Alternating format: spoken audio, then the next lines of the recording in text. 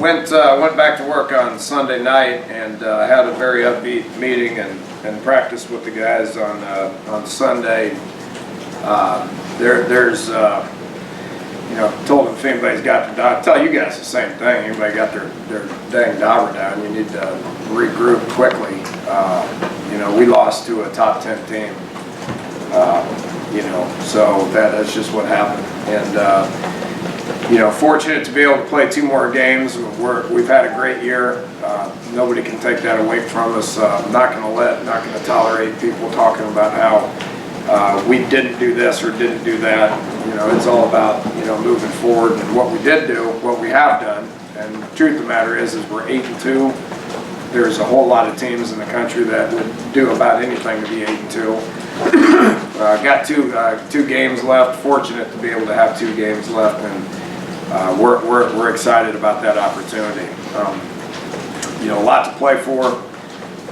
Was fun being in the conversation about winning the Big 12, but we lost to Oklahoma State. Those 2 teams will battle in 2 weeks to see who wins the Big 12. 2 really good football teams that are both top 10 teams right now. We're 8-2, had a good year. Need to move forward. Need to continue to press forward. There's a lot to play for. Got a chance to get to our 9th win on Saturday. That hasn't happened since we've joined the Big 12. Got a chance to get to our 6th Big 12 win. That hasn't happened since we've joined the Big 12. And then we got another game after that. We'll start talking about Senior Day and all that good stuff after that. There's going to be bowl positioning going on. Lots of good bowl games that we're going to be able to be in the mix for. So tons to play for. Iowa State's a good football team. Everybody says, "Oh my gosh, what happened with them last week?" Well, let me tell you something. They've been playing good football all year. You go back and look at the games that we've played against them over the last 4 years. They've all been tough. Iowa State, they have great fan support. There's going to be a lot of people there at the game. It's going to be a great Saturday afternoon for football. Quality opponent. They beat the heck out of Texas Tech last week. They got things rolling. They've won 2 games for the first time in a long time in conference last week, so they're going to gain momentum from that. It's going to be Senior Day. Got 22 seniors. They're going to have a lot to play for as well. So we better strap it on and have a great week of practice. We better prepare like we have all year. This is a great week for football. If you're playing football during Thanksgiving, then you're fortunate. And we got very minimal distractions this week that we'll be able to focus hard on our opponent and get ourselves ready to play. It's going to be a challenge. You look at their schedule. They started slow, but about game 4, once they played Baylor, these guys have been a neighbor game. I think they were up 21 points on Baylor at one point. They were up around 10 points at Oklahoma State at one point. They were up 6-0 at halftime against Texas. They toe-to-toe with Kansas State, toe-to-toe with Oklahoma, and then they beat Kansas and Texas Tech. This is a good football team. They're well coached, got a lot of energy with Coach Campbell, a lot of optimism, reason for hope, that sort of thing. So we definitely got our hands full. Offensively, they move the ball, they score points, averaging over 400 yards a game and 28 points. So and it's a completely different team from what they had last year. They were very senior-oriented last year. They got one of the best receivers in the Big 12 in Lazard. He's a big kid now. He's a matchup nightmare. They move him around a lot. It seems like he's been there for a decade, but he's only a junior. But he's really a good player. You got to keep your eye on him. And then everybody's talking about their 2-quarterback system that they got, and it's good. Lanning started against us last year. He played a lot, throws the ball well. Didn't realize he ran as well as he does until I saw him this year. But he threw it all over the place last year. Was a really good quarterback. And then they got the Park kid, the JUCO kid from Northeast Louisiana, comes in. Big kid, throws it really well. what you got to be on guard for is saying, okay, when Lanning's in there, they're just going to run it, and when Ryan's in there, they're just going to throw it. That's not true. I mean, those guys can do both. So we got to prepare for what we've seen on video. They play hard. They don't turn the ball over. They use a ton of shifts, a ton of motions to try to create matchups. It's a headache to prepare for, and these guys are pretty good at what they do. Defensively, you know, they got their secondary is kind of what stands out to me more than anything. They've recently been playing a ton of man coverage, and they do a good job of it. You know, ever since Baylor rushed for a lot of yards, they started adding people in the box. And when you do that, you got to make a decision on what kind of coverage that you're going to play. So they're going to add people in the box. Their nose tackle is a great player, the Tucker kid. They're going to add people up in there, and they're going to play a lot of man coverage. So that's going to be a challenge for us offensively to look for some matchups that we can exploit. They blitz a lot. You know, they do a great job of disguising coverage and holding things, and then they bring it, and we got to identify it, we got to ID it, and then we got to win in man coverage. Special teams, a lot of scheme. You know, they do the same things. You know, a lot of scheme on all three sides of the ball. Do a lot of that with their kickoff team, with their punt team.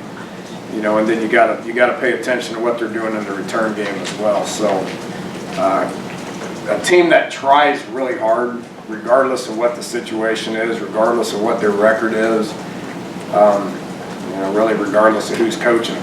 It's a team that tries really, really, really hard, and it's going to be a challenge for us. And I know it's one that our kids are going to be looking forward to.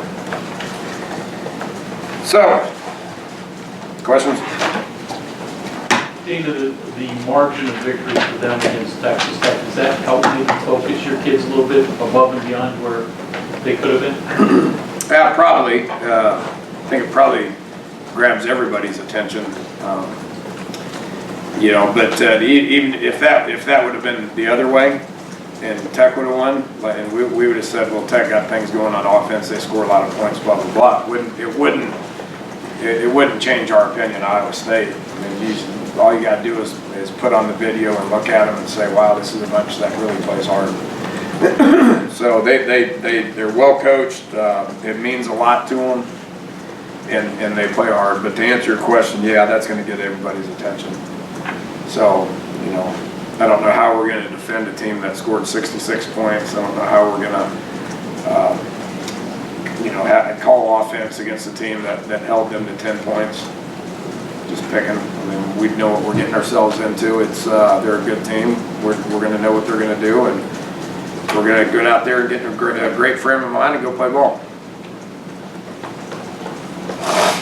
Being on the holiday weekend or week, is it tough to wrangle the student athletes in to not think about home and things like that? How do you keep focused during a holiday week? No, college football players don't get vacations like that. If you're playing football around Thanksgiving, you should be fortunate to be able to do so. Thanksgiving's it's about your football family.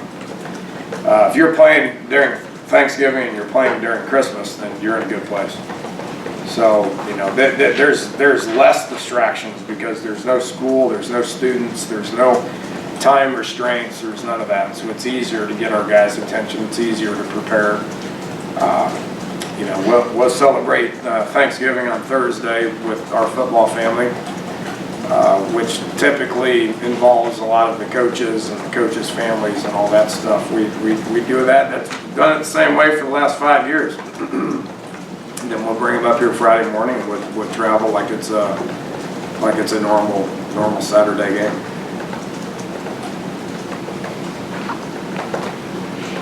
You know, with no time constraints, obviously you don't expand it to 12 hours a day. How much do you expand? What does your schedule become? There's only so much you can do. I mean, this is the time of the year going into week 11 where the wear and tear of the season has set in. You know, so there's not a whole lot more you can do. It just makes it easier from a meeting perspective. You're not rushed. I mean, usually today, I mean, the guys come in, they have to come in on their own and lift, and then this afternoon they get up here and they do some media stuff. They got to hurry up and dress and go into meetings, which last quick, and then we got to get outside and hurry up. There's just no hurry. So we'll bring them up in the morning and do a lot of meetings, and we get to feed them more. It's easier to feed them. Do more meetings, do more recovery downstairs in the weight room. Then let them rest up, and then they come back and we go practice for a couple hours. So it's an NFL schedule, you know. But just because the NFL's not limited by the amount of time, they're not going to take their guys out there and practice them 5 hours a day, especially in these, you know, November, December. How much do you put on your seniors this week to get your guys ready? I don't think we're there yet. I mean, we'll talk a little bit about it. Hadn't had to do that yet. I mean, you know, and last year we had to do it game 7 or game 8, whatever that was. Haven't had to do it yet this year because, you know, we've been in a good place, and the importance of last week's game took care of itself. But we'll start talking about it a little bit. You know, this is the last time we travel. This is the last time the seniors get a. You know, I did say this Sunday night. I'm like, you know, you 22 seniors, if you're not, most of you guys won't be playing football next year. The realities of it is most of those guys will not be playing football next year.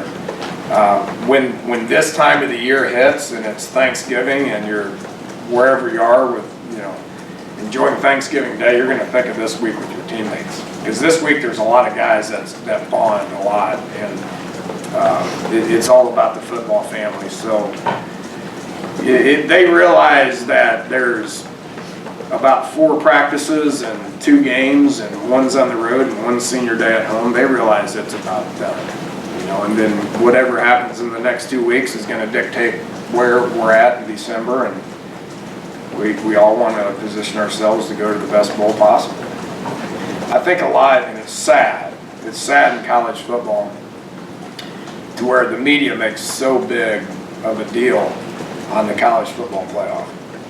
And that's all everybody talks about, which is nauseating. I mean, if you there's 4 teams that go, you know, but what college football is all about is you want to go. Our goal is to win the Big 12. Our goal is to go to the college football playoff. Well, how many of those teams are going? You know, so you position yourself to where you get to go to a good bowl game, and there's a lot of really good bowl games out there. I mean, that's going to be something these guys will remember for a long time. How do they use their 2 quarterbacks? Is it rotating series, situational? Don't know who's going to start. Don't know when they're going to pull one out and when they're going to plug one in. I mean, it's fairly random. You know, which I don't know if that makes it easier or harder to prepare for. That was what I don't know. I mean, we got the plays that those guys specifically do, and you know, we're going to develop some tendencies and try to have an idea of what to expect. But they've done a pretty good job of not allowing that to happen. You know, you got to prepare for a lot when it comes to both of them. You mentioned before that you hadn't seen a running back run for 330 yards and not score a touchdown, and the lack of long touchdown runs. I think you've only had 4 this year over 20 yards, and 2 of them by the quarterback. Have you thought about that and since then, and what's gone into that and why? Or is that just college football? I mean, I don't know what you want me to say. They're trying to score. I don't think they're saying, okay, I'm good now. I've only got 40 yards here. I think I'm going to take a knee. Now we've challenged our receivers to try to spring them a little bit more. We got to do a better job with our receivers of trying to make some key blocks downfield. You watch Justin's runs. I mean, he made guys miss. It's blocked well. Skyler made good decisions because he's got a part in it. Justin made some guys miss. He got out in the open. He cut back. He made another couple of guys miss. A lot of times he ran out of gas and he was done. How can you be mad about that? I mean, you know, there's some guys who was brought to my attention a couple of times saying, wow, that looked like Tavon. Well, I mean, there's only one Tavon, because Tavon gets out in the open, ain't nobody catching him. You Justin's not that guy yet. Maybe he will with an off season. He's never had an off season. So maybe he will become that guy with an off season. What's more disturbing is you get down there and then you do stupid stuff. And you put the ball on the ground, or you don't make the appropriate checks or the appropriate throws, or I make stupid calls, whatever it is. We got down there twice in the second quarter and didn't score. Yeah, you flat out can't win. That's more disturbing than guys going the distance. Because I don't know how you coach that. Then you switched up your starting offensive line, moving Hanky back down. What did you see out of that? Did you like that? Do you think you can keep that moving forward? Yeah, it worked good. We felt like we needed a little bit more inside presence against those guys. They were heavy inside. They played basically a bare front, 3 heavy guys inside. So we knew we needed some heavy guys. Bosch played his best game. T.O. plays like T.O. always plays. And Panky played well. He's a better guard than he is a tackle right now. But with that said, he can go out and play tackle if we need him to. It's happened because Colt McKivitz is pretty versatile right now. So he can go both right and left. Lingenfelter had a bum leg. He's cleared to go this week. Mattio's been struggling with some lower body stuff as well. So Marcel stepped in. I thought he played well. Thought he did good. He's played a lot of ball for us around here. But having a redshirt freshman like Colton to go both right and left there's not many people doing that as a redshirt freshman. So he's done well. Iowa State has a pretty strong presence inside. Their nose guard is something now. I mean, he's I don't know what his measurables are, but that dude's in the backfield all the time.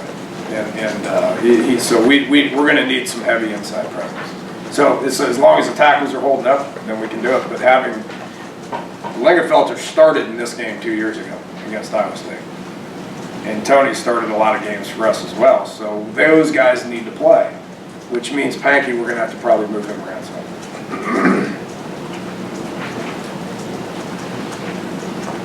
Dana, why do people have such a hard time playing well or overcoming whatever the elements are at Iowa State?